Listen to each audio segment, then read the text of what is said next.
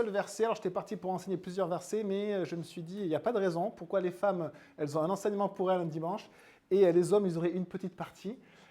Donc là, ça va considérer les hommes et les maris notamment, mais la parole du Seigneur enseigne chacun. Les futurs maris, les maris, mais aussi les épouses et les futures épouses aussi. L'enseignement est pour chacun. Je lis le verset, 1 Pierre 3, verset 7. Marie, vivez de même en montrant de la compréhension à votre femme, en tenant compte de sa nature plus délicate. Montrez-lui de l'estime, car elle doit hériter avec vous de la grâce de la vie. Agissez ainsi afin que rien ne fasse obstacle à vos prières. Amen. L'apôtre, là, il va à l'essentiel, puisque, regardez, pour les sœurs, pour les épouses, il avait enseigné du verset 1 au verset 6. Alors, est-ce que c'est parce qu'il connaît particulièrement la condition féminine et masculine et qu'il y a plus de partage chez les femmes que chez les hommes? Chez les hommes, il va vraiment à l'essentiel, il donne les points, les uns après les autres, ça fait un verset. Les gars, débrouillez-vous avec ça. Et c'est technique, c'est précis. Donc, on va voir ça, on va vraiment creuser ensemble chaque partie parce que finalement, il aurait pu aussi le développer aussi en 3-4 versets comme il a fait avec les sœurs. Et on a ici ce terme, il dit en fait de même, Marie, vous de même. Donc Marie, vivez de même. Et au chapitre 3, donc au même chapitre, verset 1 pour les femmes, il avait dit aussi, les femmes, vous de même. Et ce mot-là, ce mot grec, homoios, de même, il signifie aussi également de la même façon ou à votre tour. Et il est intéressant parce que normalement, il est utilisé dans les mêmes cas de figure, c'est-à-dire dans les mêmes situations. Et on voit que le rôle de l'homme et de la femme sont différents, mais dans ce terme-là, on a aussi cet enseignement de Dieu qui nous dit qu'on soit un mari, qu'on soit épouse. Eh bien, à chacun, Dieu commande quelque chose, il enseigne quelque chose. Et il dit au début, mais voici la responsabilité de la femme. Mes sœurs, écoutez-moi, on imagine l'apôtre qui parlait aux sœurs qui étaient mariées ou aux futures épouses aussi. Voici ce que Dieu vous demande. Et après, eh bien, de la même manière, homonios, de même, les hommes, voici votre responsabilité. Voici ce que Dieu vous demande. Et c'est vraiment intéressant de voir que personne il n'y a pas de deux poids, deux mesures devant le Seigneur. On est chacun devant lui et le Seigneur nous parle à chacun. Et je pense que chacun peut parfois nous reprendre, les sœurs, les frères, des fois dans notre manière aussi d'être, puis on voir un petit peu le modèle de Dieu. Alors, il faut vraiment se dire, la parole de Dieu, les amis, c'est le modèle que Dieu nous donne. Ce n'est pas un modèle d'homme. Et on va voir que parfois, nous, on a un modèle masculin dans notre compréhension du mariage, ou parfois on a un modèle féminin dans la compréhension du mariage. Et le Seigneur, en fait, il nous emmène à avoir un modèle biblique, le modèle de Dieu. Pas le modèle des gars, pas le modèle des filles, mais le modèle de Dieu. Et c'est vraiment ça que ça nous encourage à chacun. Et d'ailleurs, il va dire la même chose par la suite au chapitre 5. Il va parler des anciens de l'Église, c'est-à-dire des responsables de l'Église, ceux qui sont là pour le troupeau, pour enseigner le troupeau, pour conduire le troupeau. Et il va dire, vous de même, les jeunes, ceux qui sont plus jeunes dans la foi, vous de même. Donc en fait, c'est de la même manière, l'apôtre, il enseigne aux responsables de l'Église en disant, voici vos responsabilités, mais il enseigne aussi aux jeunes, voici vos responsabilités, vous de même, et on est tous devant Dieu. C'est vraiment beau parce que c'est comme si on est devant notre Père et le Seigneur n'oublie personne. Il donne ses recommandations, vous savez, à chacun. Et c'est vraiment un Père aimant qui prend soin de chacun. Personne n'est oublié. Et j'aimerais faire une remarque avant de rentrer plus à même dans l'enseignement, c'est que, en fait, dans l'enseignement sur le mariage, l'apôtre commence par enseigner les femmes, pas les hommes. Ah, les hommes, quand même, ce serait bien que ça commence par nous, quoi. Et dans Éphésiens 5, l'apôtre Paul fait la même chose quand il enseigne sur le mariage. Il commence par parler en premier aux femmes. Et ça m'a quand même surpris. Pourquoi parle-t-il aux femmes avant de parler aux hommes? Et je pense qu'il y a des raisons. L'apôtre Paul fait de même. En plus, il dit dans l'apôtre Paul, dans sa lettre aux Éphésiens, le mari est le chef de la femme, c'est-à-dire c'est celui qui normalement qui a la direction du foyer, la responsabilité du foyer. Mais il lui parle en deuxième. Le chef, on parle en premier, s'il te plaît, Paul, quand même. Et non, il parle en deuxième. C'est intéressant quand même de voir Comme si les choses... le Seigneur, en fait, c'est vraiment la bouche du Seigneur au travers des apôtres. Hein. Ce n'est pas des hommes qui disent ça. C'est vraiment le Seigneur qui nous parle au travers de ses apôtres. Et je trouve ça très, très intéressant parce que ça nous montre, je crois vraiment, à la fois une liberté. S'il n'y avait pas de liberté, eh bien l'apôtre aurait dit, bon, les gars, soumettez vos femmes. S'il n'y avait pas de liberté, il aurait dit ça. Il y a des religions qui font ça, hein, qui demandent aux hommes de soumettre les femmes. Mais Jésus ne fait pas ça. Il dit aux femmes, il parle aux femmes. Il dit, voici l'ordre. Et il ne parle pas aux hommes quand il parle aux femmes, il parle aux femmes. Et après, il parle aux hommes, et quand il parle aux hommes, il ne parle pas aux femmes, il parle aux hommes. Et d'abord les femmes. Et ça montre cette liberté aussi, cette égalité que l'on a devant Dieu, parce que chacun a un enseignement de la part du Seigneur, et chacun, finalement, a la responsabilité soit d'accepter le modèle de Dieu, ou soit de ne pas l'accepter. C'est vraiment, en fait, la liberté que Dieu donne à chacun. Mais je pense qu'il y a une autre raison pour laquelle l'apôtre parle aux femmes, aux sœurs en premier, parce que Jésus va aussi parler aux sœurs en premier, on va le voir. Hein. Et simplement également pour parler de ce modèle de Dieu, quand nous choisissons, quand nous acceptons le modèle de Dieu, il y a vraiment des bénédictions qui s'y attachent. Ce n'est pas un modèle, en fait, le monde nous fait croire que c'est un modèle dur, qui est horrible. Et en fait, c'est un modèle qui est harmonieux, qui vient de la création. Et quand on accepte simplement le modèle de Dieu, en fait, il y a un apaisement qui vient.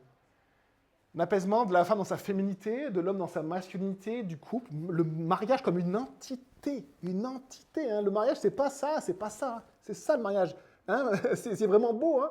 C'est l'homme et la femme qui sont un. Vous serez une seule entité, nous dit la parole de Dieu. L'homme quittera son père et sa mère et s'attachera à sa femme, et ils seront un. Et il y a vraiment une bénédiction qui s'attache à cela. Et donc, ça nous dit aussi que la femme ne passe pas en second, puisque l'apôtre, à chaque fois, parle en premier à la femme. Donc, tout ça, en fait, va être repris dans ce verset, hein, ce verset 7. Également dans des travers peut-être aussi un cœur masculin peut-être dominateur, on va voir tout ça, mais aussi parfois peut-être en deçà de ce que Dieu nous demande, on va voir cela. Et alors pourquoi en premier aussi? Mais est-ce que vous réalisez aussi que quand Jésus est ressuscité, Jésus a parlé aux femmes en premier? C'est étonnant aussi. Quand Jésus est ressuscité, Jésus est allé voir en premier les femmes. Comme si les hommes, on est un peu lent peut-être, mais comme si les hommes avaient besoin d'abord d'avoir le témoignage des femmes, de dire c'est du n'importe quoi, femme, mais ça les prépare un peu, et après d'être un peu plus préparés quand le Seigneur revient. C'est assez étonnant de voir que, en fait, il y a comme cet ordre aussi que Dieu montre, c'est que malheureusement, l'homme est profondément, je pense, fragile et qu'il a besoin de la femme à ses côtés. Et quand la femme joue son rôle, ça aide l'homme à jouer le sien.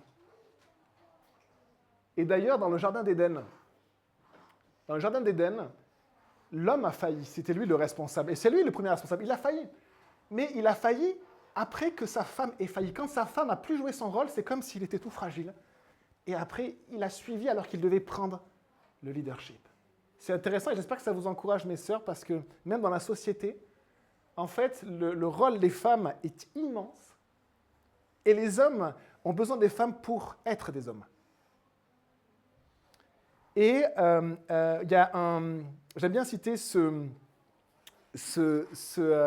citation d'un président américain qui disait, en fait, ça remonte un petit peu, mais c'était vraiment beau, il disait, si tu enseignes des hommes, donc lui, il était président, donc il voulait transmettre, et si tu enseignes des hommes, tu vas enseigner des individus. Si tu enseignes des femmes, tu vas enseigner la nation. Toute la nation. Donc, l'impact des femmes, et je pense que les apôtres sont remplis du Saint-Esprit, hein. Ce n'est pas un hasard s'ils commencent par les femmes, parce qu'ils savent que si les femmes jouent leur rôle, les hommes pourront jouer le leur.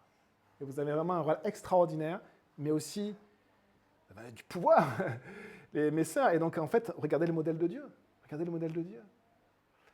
Et dans le Jardin d'Éden, on le voit, on l'a dit, hein, que finalement l'homme n'est pas sans la femme et la femme n'est pas sans l'homme. C'est aussi un enseignement de l'apôtre Paul, puisque la femme a été créée de l'homme et parce que l'homme naît de la femme.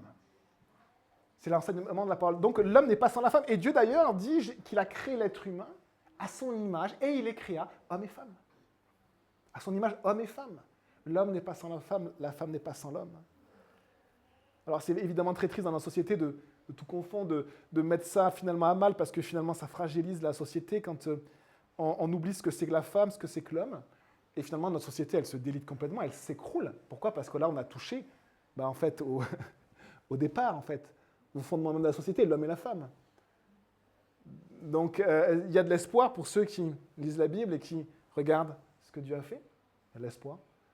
Il y a de l'espoir aussi parce que Jésus revient, les amis, et j'espère que on réalise que Jésus revient. Hein, on a vu aussi qu'actuellement, les temps sont troublés, les actualités sont troublées. Vous avez vu cet assassinat de Charlie Kirk, un des premiers martyrs chrétiens du monde libre, du monde occidental. Vous voyez aussi tout ce qui est dit du monde évangélique dans les médias. C'est presque une blague, j'ai l'impression de voir un sketch des Inconnus, moi. Nous sommes allés dans la secte des évangéliques. Ça fait vraiment ça. Mais sachez que c'était la même chose il y a 2000 ans. C'était vraiment la même chose. Et finalement, les chrétiens sont demeurés fidèles. Et un des travers, des dangers, c'est de chacun de se recroqueviller sur nous. Et l'Église, c'est pas ça. L'Église, c'est faire communauté. C'est ce que vous faites ce matin. Et bravo, parce que vous obéissez vraiment au Seigneur. Nous sommes communauté, nous vivons l'Église. Et c'est comme ça que le Seigneur peut faire son œuvre, amène des gens à lui, éclaire de sa parole. Et n'ayons pas peur, et prenons aussi les choses avec de l'humour. On peut encore le faire en Occident. Prenons les choses avec de l'humour, pas pour l'assassinat de Charlie Kirk, mais pour ces reportages complètement biaisés, et puis plein de mensonges. On peut juste avoir de l'humour. Et puis demander aux gens d'aller voir aussi des sketchs des Inconnus, c'est très marrant également. Et donc ici, Marie vivait de même en montrant de la compréhension à votre femme. Verset 7, on rentre dans l'enseignement ce matin de ce texte. Montrer de la compréhension. Donc là, dans le cadre du mariage, montrer de la compréhension. Les apôtres, je pense, connaissaient bien la nature humaine, masculine et féminine. C'est un enseignement du Saint-Esprit. Hein. Le Dieu connaît l'homme et la femme qu'il a créés. Et il dit à l'homme de montrer de la compréhension. Et c'est un des points les plus conflictuels dans le mariage. Se comprendre mutuellement. Et que l'homme aussi arrive à comprendre sa femme, mais se comprendre aussi des deux côtés. Hein. Arriver à comprendre l'autre. Hein. Et on le sait, un homme et une femme fonctionnent différemment, mais parfois, finalement, on le dit, mais on ne le sait pas vraiment. On nous fait croire d'ailleurs dans le monde qu'on est identique. Et donc, ça crée encore plus de soucis, encore plus de frustration, parce que nous ne sommes pas identiques. Nous fonctionnons différemment dans nos émotions, dans notre manière des fois de réfléchir, de partager, d'être. On est profondément différents. Dieu nous a créés de manière différente, on l'a vu dimanche dernier. Et donc, la réaction de l'un va parfois être incompréhensible à l'autre. Pourquoi ? Et parce que ma femme ne réagit pas de la même manière que moi, je réagis. Donc quand ma femme réagit, donc on parle au couple marié, quand ma femme réagit d'une certaine manière, dans ma tête, j'analyse ça de la même manière que si ma femme était un homme et qu'elle réagissait comme moi. Mais ma femme n'est pas un homme, elle est une femme. Et moi, je suis un homme. Et donc du coup, parfois, on met beaucoup de temps, même dans le couple, à réaliser que l'autre est profondément différent. Physiquement, profondément différent. Et également dans notre manière de fonctionner. Hein? Parfois, peut-être que mes sœurs, vous allez penser, mes sœurs mariées, vous allez essayer de deviner ce que pense votre mari. C'est quelque chose, en tout cas, que je vois dans les mariages. Peut-être c'est que dans mon mariage, je ne sais pas. Mais, et en fait, vous vous trompez complètement parce que vous pensez que votre mari fonctionne comme ça, mais en fait, ce n'est pas vrai. Et on va voir qu'il y a un domaine de communication à mettre en place dans le couple pour justement apprendre à se comprendre. Hein? Le mot avoir de la compréhension, c'est gnosis, c'est avoir aussi de la connaissance. Gnosis, connaissance et compréhension.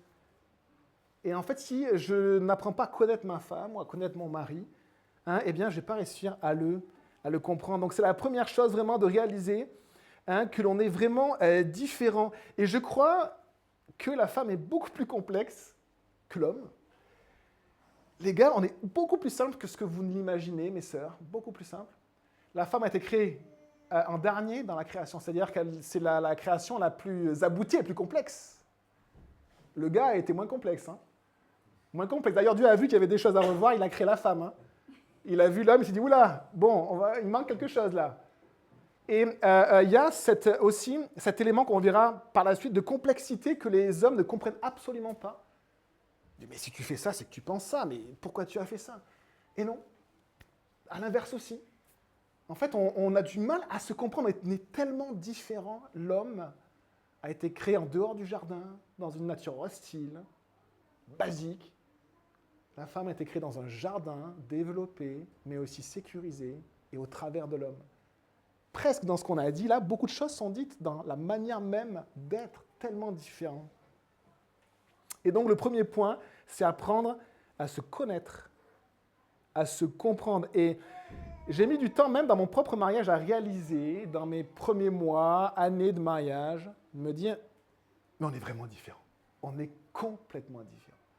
Et ça m'a gardé parce que si je ne regardais pas cela, ça peut créer des conflits très très forts dans le couple.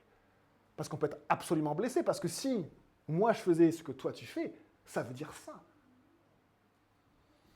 Et donc l'apôtre commence comme ça.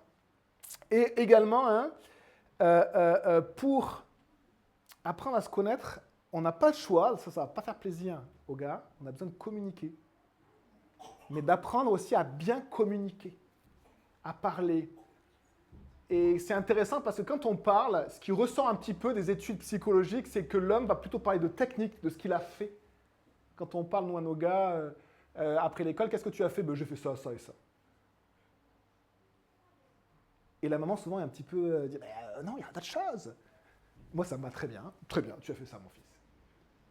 Et souvent, en fait, une fille et une femme va partager beaucoup plus relations, sentiments, ce qui s'est passé, ce qu'elle a ressenti. Là, c'est un décor, elle met toutes les couleurs. Nous, c'est des faits. Hein. En tout cas, plus. Après, mais du coup, il y a vraiment ce défi, ce grand défi, les amis, mes frères et mes sœurs, de communiquer. Et si on a du mal à communiquer, regardez, la communication de Dieu. Dieu ne nous a pas laissé juste une page, un feuillet. Hein, allez, je vous aime. Allez. Il nous a laissé cette communication-là, les amis. Donc Dieu est un être communicant. Ça vient de lui, la communication. Le langage ne vient pas de l'évolution, les amis. Il vient de Dieu. Dieu a créé l'homme avec la capacité de communiquer. Et notre Seigneur lui-même est appelé finalement la parole, c'est-à-dire la communication de Dieu lui-même. Et une parole qui est autre que la parole des hommes, une parole qui donne la vie, qui a la vie en elle-même. Et donc la communication est importante parce que nous pouvons prononcer des paroles de mort ou des paroles de vie. Nous pouvons détruire avec nos paroles. Nous pouvons frapper avec nos paroles. Juste une petite parole, nous pouvons frapper quelqu'un. Une petite. Et nous pouvons bénir. Et nous pouvons mettre, vous savez, de l'huile guérissante avec une parole.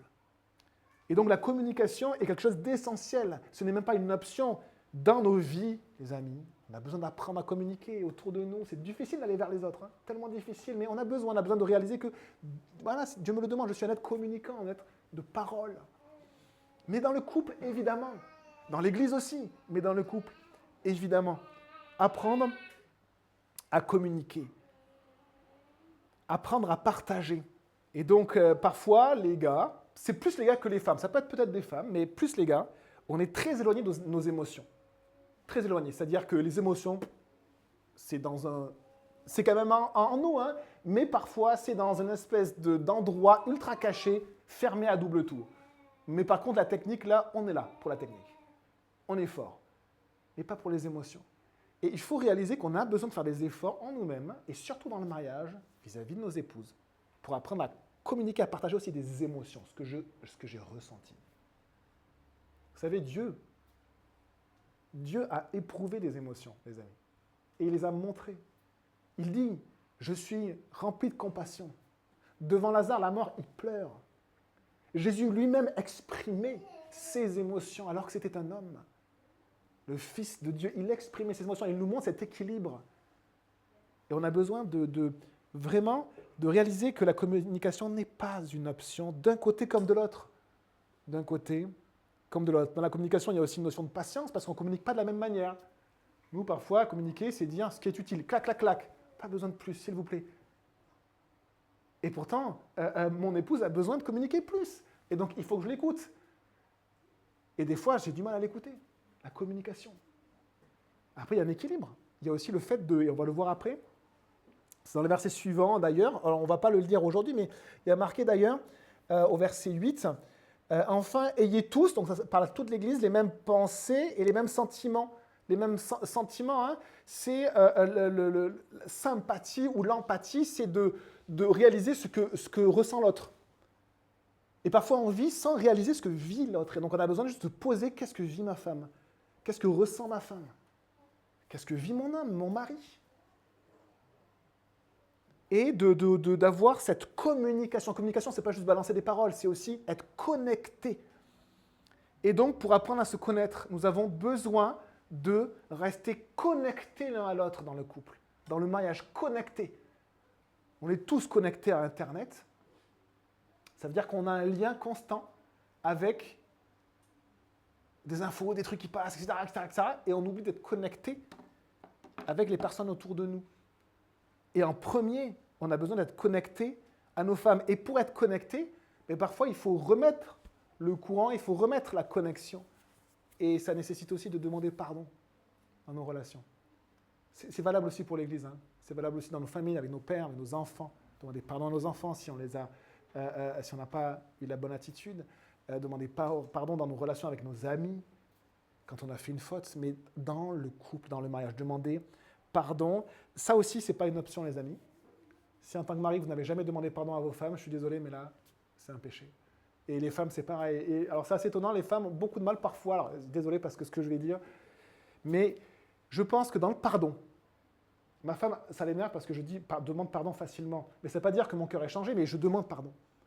Donc, c'est important de demander pardon, mais après, c'est important aussi de changer. Et on a des fonctionnements différents. Mais l'apôtre Paul, quand il nous parle du mariage dans Éphésiens 5, vous pouvez le prendre parce que c'est le passage parallèle.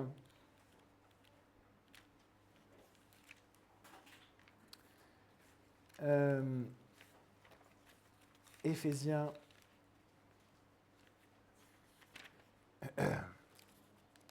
Donc Éphésiens 5, page 769, verset 25. Marie, aimez votre femme comme Christ a aimé l'Église. Marie, aimez votre femme comme Christ a aimé l'Église. Qui est venu en premier pour la réconciliation entre Dieu et les hommes? Qui est venu en premier pour la réconciliation? C'est Jésus qui est venu en premier. Ce n'est pas l'homme. C'est Jésus qui est venu en premier. Et donc si Jésus est l'image, c'est ce que la parole de Dieu dit, de Christ, il doit être l'image de Christ, eh bien, ça a lui de venir aussi en premier, je le crois, vraiment. Et je crois que quand il y a une relation coupée, je pense que c'est à l'homme d'aller en premier voir sa femme et d'apprendre en premier à demander pardon. Je le crois vraiment. Pourquoi? Parce que c'est ce que Jésus a fait avec nous. Lui, il n'avait rien à se faire pardonner, mais c'est lui qui est venu en premier. Donc le pardon, rester connecté, demander pardon. Et il y a une autre chose aussi, apprendre à pardonner. Est-ce que vous savez pardonner? Est-ce que vous savez demander pardon? Alors, ce n'est pas juste désolé. Attention au mot qu'on dit souvent. Quand on demande pardon, c'est tellement dur qu'on va dire « ok, désolé ». Non, désolé, ce n'est pas un pardon. Hein. Pardon, c'est vraiment prononcer des vrais mots de pardon. Je m'excuse, je te demande pardon. Là, je suis en faute. Et il vaut mieux trop en dire que pas assez, parce qu'un désolé, c'est vraiment désolé, c'est hop, excuse-moi là, oula, c'est pas ma faute, c'est un peu ça. Désolé, c'est pas ma faute. Non, c'est je m'excuse, je te demande pardon. C'est dur, hein, des fois ça nous arrache hein, la langue, je te demande pardon. Mais quand on le fait une fois après, on crée un chemin. On crée le chemin du pardon. Et après, on arrive à reprendre ce chemin-là.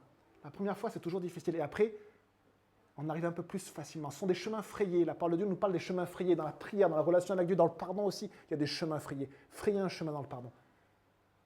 Commencer un chemin et d'apprendre. Ensuite, apprendre à se connaître, c'est aussi apprendre à connaître les besoins de l'autre. Et apprendre à connaître les besoins de l'autre. Je vais vous poser une question. Est-ce que vous savez ce qu'aime votre femme ou ce qu'aime votre mari? Et je vais vous poser une deuxième question. Est-ce que votre femme se sent aimée? Est-ce que votre femme se sent aimée? Alors, j'ai marqué dans mon enseignement, vous pouvez demander à votre femme, c'est un peu dangereux de demander ça à sa femme, parce que si elle ne se sent pas aimée, le boomerang revient vite. Comment ça, je me sens aimé alors que tu fais ça, et que tu ne m'écoutes pas, tu ne fais jamais de câlins, tu ne fais jamais de cadeaux. Je ne suis pas très cadeau, moi. Je fais des efforts. 15 ans de mariage, oh là là. Mais c'est une grâce parce que, les amis, le mariage, c'est quelque chose d'extraordinaire aussi, parce que c'est vraiment c'est Dieu qui l'a fait comme image aussi de Christ et de l'Église. Quand on réfléchit à ça, c'est juste incroyable. Et une image aussi de la ressemblance de Dieu, parce que Dieu a créé l'être humain, homme et femme. Et donc, c'est quelque chose juste à la fois d'immense et à la fois un défi immense. C'est à la fois un défi immense, mais, les amis, comme le croyant, normalement, est censé grandir dans la connaissance de son Seigneur, mais le mariage, c'est pareil. Normalement, on est censé grandir dans le mariage, ensemble, dans la compréhension de l'autre, dans le pardon, dans le fait d'être une unité. Et il peut y avoir des hauts et des bas, mais la fidélité, la persévérance, ce sont les mêmes valeurs que l'on retrouve dans la vie chrétienne. L'alliance entre un homme et une femme, l'alliance pour toute la vie. Pour toute la vie. La parole de Dieu nous dit que l'homme ne sépare pas ce que Dieu a uni. Ce verset est magnifique. Que l'homme ne sépare pas. C'est Jésus qui l'a prononcé. Que l'homme ne sépare pas ce que Dieu a uni. On a dit à Jésus, mais Jésus n'a jamais parlé de l'homosexualité. L'homosexualité, c'est bien. Jésus a parlé clairement du mariage comme étant un mariage de l'homme et de la femme. Et donc, il n'y a pas de place pour Jésus pour l'homosexualité. Et il parle du mariage et d'une manière juste magnifique. Alors, est-ce que votre femme se sent aimée? Parfois, on a l'impression, c'est peut-être votre impression, mes sœurs, je ne sais pas, mais que l'homme, devant la complexité de la femme, c'est un peu comme une poule devant un couteau. Vous savez, c'est tellement étrange de réaliser quelque chose qui pour nous est incompréhensible. Je ne sais pas si vous connaissez, j'aurais pensé que ça vous ferait rire, pas du tout. Et pourquoi? Parce qu'en fait, la poule est un peu basique. Et elle voit un outil, mais qu'elle ne comprend pas. Elle ne comprend absolument pas. Et parfois, on est un peu comme ça, une poule devant un couteau. Vous avez un très très bon livre qui ne parle pas de poule ni de couteau, mais qui parle des 5 langages de l'amour, de Gary Chapman. Si ça vous intéresse, on vous donnera vraiment les... c'est vraiment, si vous avez le titre, les 5 langages de l'amour, vous allez vraiment le trouver sur Internet facilement pour le commander. On en avait à l'église, je crois qu'on les a donnés. Il faudra qu'on en ait d'autres. C'est que c'est pas parce qu'on fait des efforts envers notre femme que notre femme se sent aimée. C'est pas parce que même nos femmes se font des efforts envers nous que nous, on se sent aimés. Parce qu'on est différents. Certains vont se sentir aimés quand ils ont des cadeaux, d'autres quand ils ont des câlins. Le toucher physique est super important pour certains. D'autres quand ils ont un temps de qualité. D'autres quand ils reçoivent des paroles valorisantes. Et on a, j'en oublie un, je crois, les 5 langages de l'amour. Et c'est intéressant de voir que parfois, en fait, on donne, mais on n'a pas le bon langage, donc l'autre ne comprend pas. On ne se comprend pas. Et donc, est-ce que ma femme se sent aimée? Et ça, c'est vraiment une question à se poser. Les maris, mes frères, et moi aussi, est-ce que ma femme se sent aimée? Vous pouvez tenter de lui demander. Ça va ouvrir une porte. Après, vous mettrez quelques semaines à la fermer, mais c'est bien.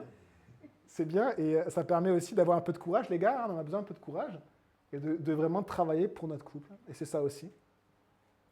Apprendre à se connaître, c'est aussi dans le domaine des relations sexuelles.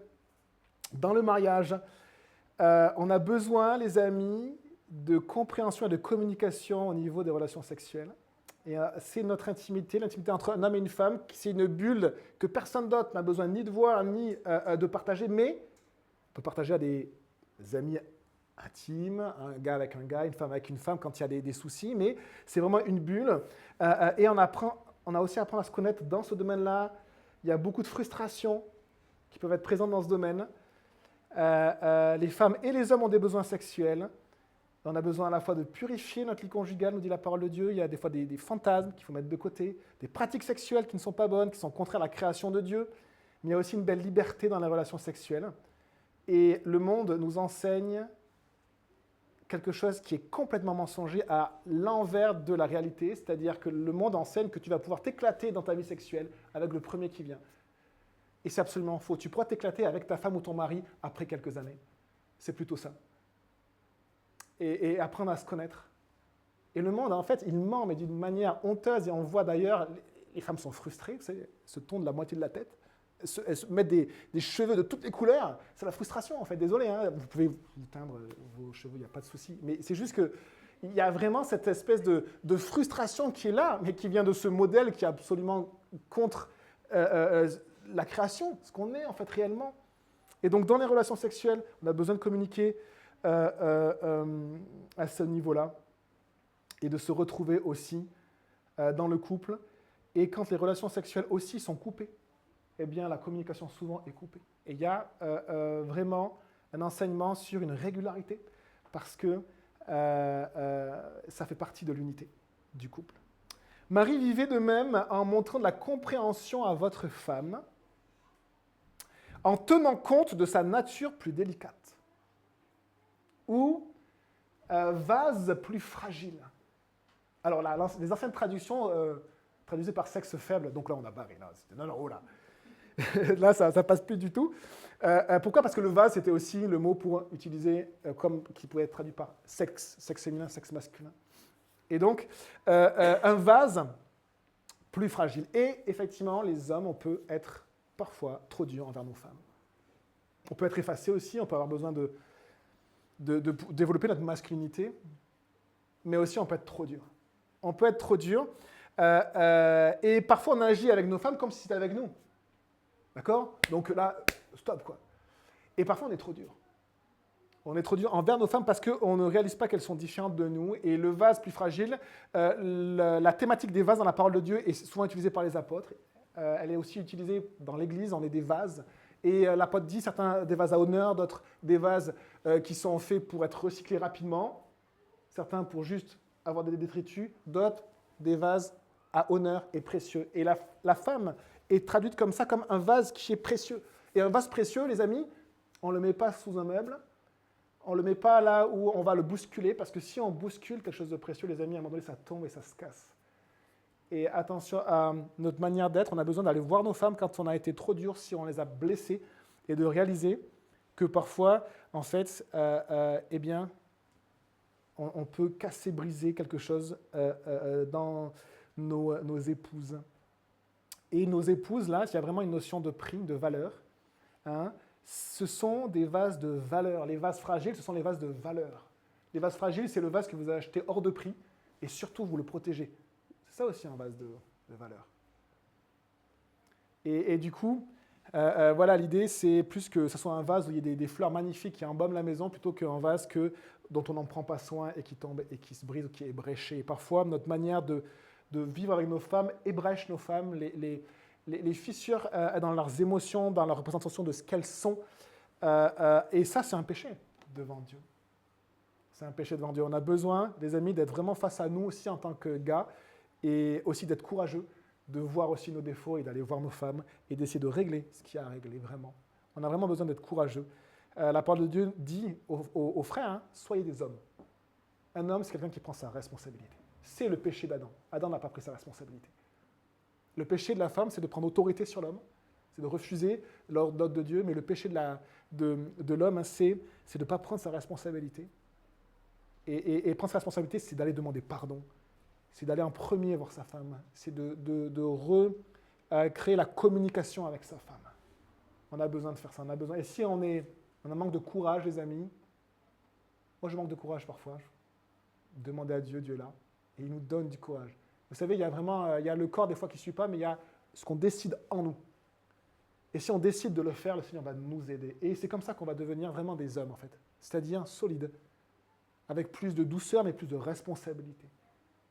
Et on a besoin de ça. L'apôtre Paul dit dans Ephésiens 5, il dit « Si vous ne prenez pas soin de votre femme, comment serez-vous alors capable de prendre soin de vous-même » Donc les hommes qui vont peut-être être durs, ben en fait, parfois ce sont des idiots. Il faut le dire, parfois on peut être idiot et en fait, tellement bête, c'est comme si on se malmenait soi-même. On se malmenait soi-même. Parfois, il y a besoin de restauration parce que parfois, dans ce thème-là, d'être trop dur, des fois, il y a de l'abus dans le couple. Un abus de l'homme, parfois vis-à-vis de la femme. La majorité des cas, c'est dans ce sens-là. Il peut y avoir aussi des abus à l'inverse, de dominer son homme et de ne pas le laisser prendre ses responsabilités. On l'avait vu la dernière fois, mais là, c'est au mari dont il est question, et les maris sont capables d'avoir de l'abus vis-à-vis de leur femme. Et alors dans l'Église, quand il y a de l'abus et quand on a ce problème-là à gérer en tant que responsable spirituel de l'Église, on ne va pas conseiller le divorce. Je suis désolé de vous le dire, mais on ne va jamais conseiller le divorce, jamais. Si vraiment c'est une situation qui est vraiment grave, on va conseiller plutôt la séparation, qui est très très différente du divorce. La séparation, c'est quand deux personnes ne peuvent plus vivre ensemble sous le même toit, mais devant Dieu, elles sont quand même mariées. Elles s'appartiennent quand même mutuellement et devant Dieu, elles ne sont pas libres de se remarier. Et donc, mais parfois, il y a de l'abus qui nécessite cela. C'est des cas qui sont vraiment tristes et extrêmes. Et malheureusement, ces cas arrivent. Hein, mais c'est vraiment triste. Et la parole de Dieu dit que l'homme ne sépare pas ce que Dieu a uni. On l'a déjà dit, je le redis, c'est une parole de Jésus. Que l'homme ne sépare pas ce que Dieu a uni. C'est Dieu qui a uni un couple dans le mariage. C'est Dieu qui l'a fait. Dieu vous a regardé, vous êtes mariés, il vous a regardé et il a dit, vous êtes unis pour toute la vie. Et c'est la parole de Dieu. Et après, tout autour, tout va se déchaîner pour que cette alliance se disloque, soit mauvaise, soit distante, ou alors finisse par un divorce. On continue, montrez de l'estime. Montrez-lui de l'estime. Montrez-lui de l'honneur, ou honorez, là, il y a marqué, car elle doit hériter avec vous de la grâce de la vie. Alors vous avez vu, hein, c'est comme petit verset, mais il y a beaucoup de choses. Hein, communication, le fait de ne pas être trop dur, et le fait aussi, on a aussi, si l'apôtre le dit, c'est que en fait c'est un problème aussi des hommes, c'est de ne pas honorer nos femmes. Et on a au besoin d'honorer nos femmes, et plus que cela, d'enseigner à nos propres enfants d'honorer leur maman.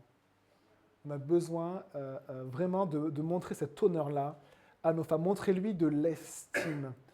Ma femme a la même valeur que moi. C'est très bête de dire ça, je suis désolé. Mais parfois, dans le fonctionnement de certains hommes, c'est pas clair. Et il y a de la domination. Et la domination, les amis, c'est une conséquence du péché.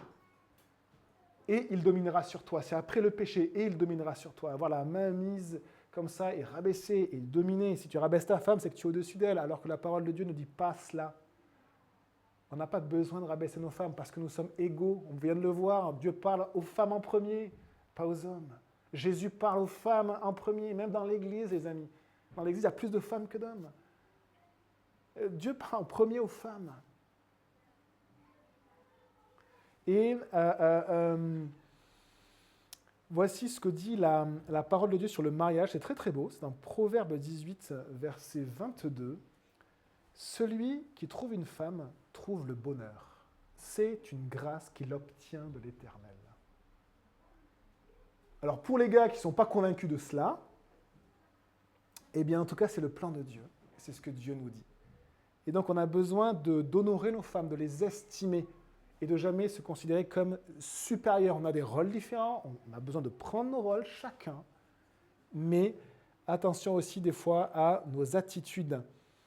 Elle doit hériter avec nous, nous dit l'apôtre. En fait, l'apôtre, on a l'impression qu'il parle à des hommes parfois qui sont trop durs ou qui peuvent être dominateurs, et il leur dit, si un homme n'est pas convaincu de la valeur de la femme, eh bien, elle doit hériter avec toi de la grâce de la vie. Jésus est mort sur la croix pour ta femme, de la même manière qu'il est mort pour toi.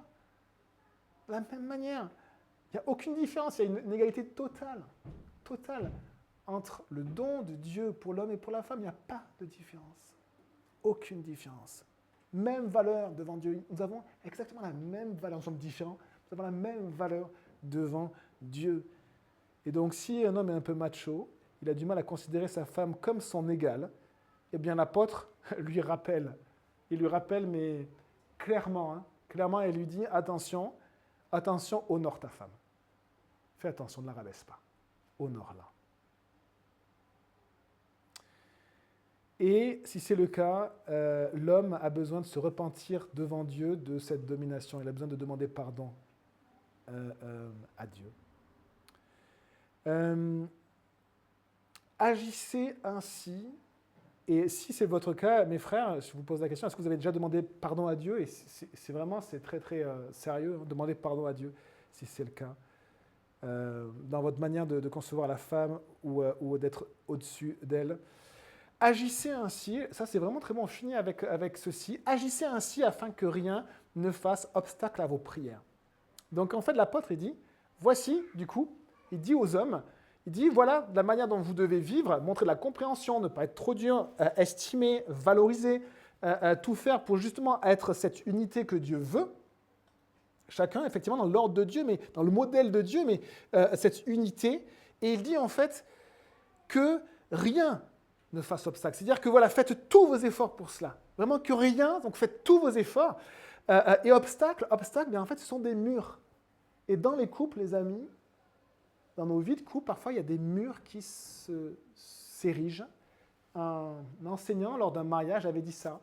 Quelqu'un qui avait plus d'expérience, qui avait vécu des années avec sa femme, il a dit, vous savez, dans le mariage, parfois, chacun met une pierre et on construit un mur dans le couple, entre nous deux. Et après, il n'y a plus de communication. Et le Seigneur, en fait, parle par la bouche de l'apôtre. Et il dit que rien ne fasse obstacle, qu'il n'y ait pas de mur. Qu'il n'y ait pas de mur. Et une bonne manière de se reconnecter, les amis. En fait, ici, c'est le pardon, on l'a dit. C'est vraiment demander pardon, la communication. Et ici, que rien ne fasse obstacle à vos prières. S'il y a ce mur, vous n'allez pas pouvoir prier ensemble. Et là, c'est comme si la faim est un ingrédient de base du mariage qu'on a beaucoup de mal à mettre en place dans nos mariages. Quand on est jeune, on a beaucoup de mal à passer du temps à prier ensemble.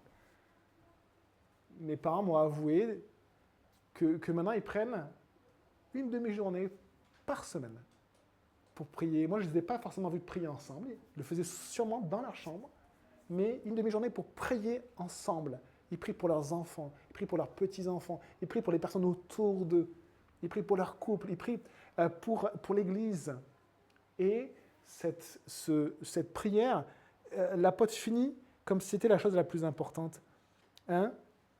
Qu'est-ce qui peut faire obstacle dans notre mariage? Eh bien, on a vu ça, problème de compréhension, problème d'estime, problème de dureté, problème de domination. Tout cela sont des obstacles. Et des obstacles à quoi? À la prière. Et un couple qui prie ensemble, je vais reprendre du coup la formulation de mon frère, c'est un couple en bonne santé. Comme une église qui prie ensemble. Et alors, je vous avoue que nous, nos prières avec ma femme, on ne prie pas forcément super longtemps ensemble. Souvent, c'est une prière, l'un une prière l'autre. Mais il faut qu'il y ait cette communication spirituelle. Et ne vous endormez pas sans prier. Des fois, on oublie, moi aussi, ma femme aussi, des fois, on oublie. Les gars, prenez la main de votre femme le soir, priez. On n'a pas besoin d'être gêné pendant 10 minutes et de s'organiser une date pour prier. Hein. Prenez la main de votre femme, vous priez. On n'a pas besoin, on est chrétien, on ne va pas la choquer, elle ne va pas pleurer si vous priez. Prenez sa femme, vous priez. Et si elle pleure, c'est pour la bonne raison. Vous priez, vous prenez sa main, vous priez le soir avant de vous coucher. C'est important. Et elle va prier après. C'est important d'avoir ces habitudes. Avant les repas, moi je vous encourage, ce n'est pas une loi chrétienne, mais je vous encourage à prier. Une prière. Hein, on a besoin de passer du temps. Et dans notre vie de couple, plus on va mûrir dans le Seigneur, plus on va réaliser à quel point la prière est importante. Et donc, la prière va grandir. Que rien ne fasse obstacle à vos prières. Hein? Agissez ainsi, nous dit l'apôtre. Agissez ainsi. Ceux qui ont aussi la responsabilité de faire le premier pas, je le crois.